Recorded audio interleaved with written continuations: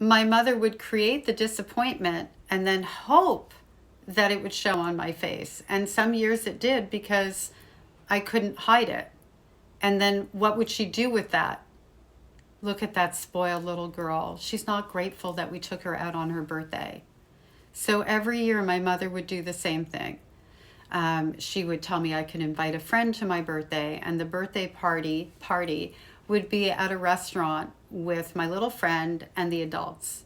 And then she would have me uninvite the little friend. No, they can't come after all. And she would have me choose the restaurant, and people would know that's the one that I chose, like the people like my stepfather, my grandparents, my brother.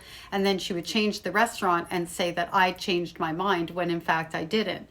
So she would change things all along the way. There were no little birthday parties for me. My mother never did that. I had one party thrown for me by my aunt when I was 7 years old, and I'm going to talk about that in another video. And that's the only childhood birthday party I ever had.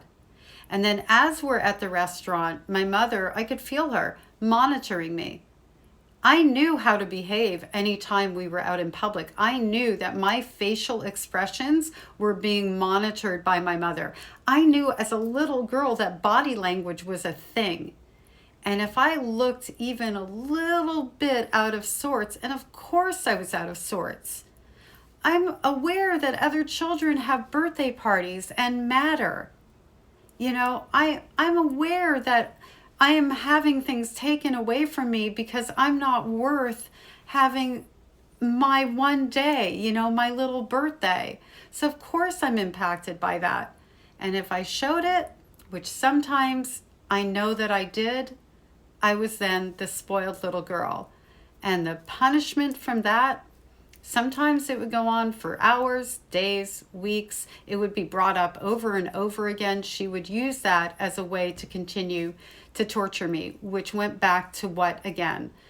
My feeling bad about having a birthday in the first place.